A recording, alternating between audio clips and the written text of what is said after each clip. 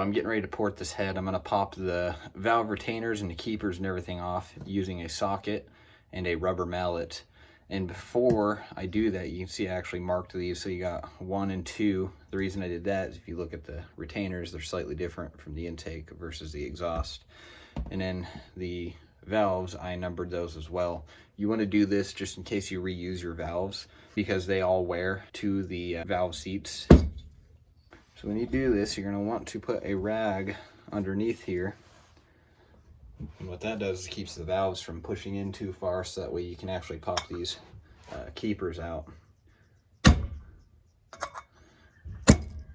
can see that one popped out.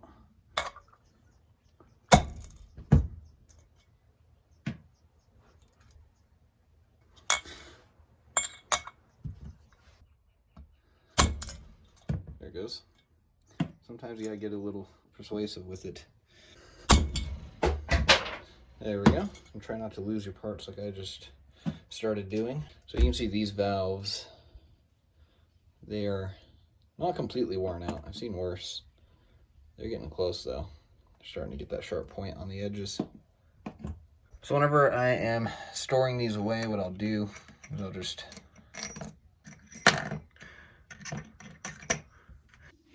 all right, so you can see here, this is how far I've gotten so far. And what I'm going to do real quick before I forget is I'm going to take a drill bit and I'm going to drill this valve guide flush just with that boss right there. This valve guide, and then you got the valve boss around it right here. What I'm going to do is drill that down until it is flush with that.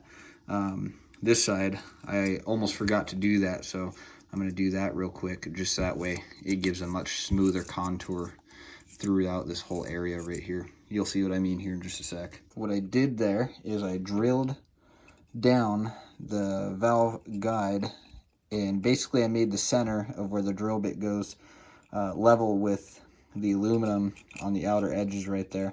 And what that allows me to do is when I start hitting it with the carbide bit, so when I get this in there, I'll be able to just go over it and level it out, because what I'm doing is just making this into a sharp path right here for the air to rush around. I'm going to be spending more time over here and more time over here, and then I'll quickly shoot back and forth and reshaping in here, and then just keep rolling back and forth over that until this carbide bit starts leveling that out. And you can see it's rounded on the end right there, so it'll kind of give me a nice area to make it round, so it's not, you know, digging into it like this one, for example, will do.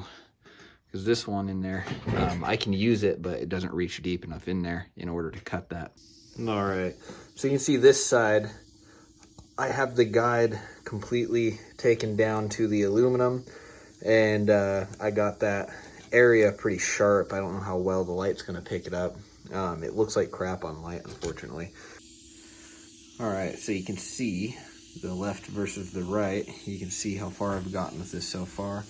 It probably doesn't look as good on camera, because for some reason porting jobs on cameras always looks like crap. See the right versus the left side, you can see the difference. If you look on the right side, you can see how much wider that port is versus the stock port on the left side. And when you see my finger at over here, you can see right here, I still need to port that out a little bit. Right now I'm just kind of hitting this with an 80 grit sanding barrel. And the whole point of that is just kind of the shape that I'm looking for, as you can see here. So that way I know what to go off of to do the second side. So right now I'm just kind of shaping this up and trying to make it look as good as I can in order to get this side to pretty much match up.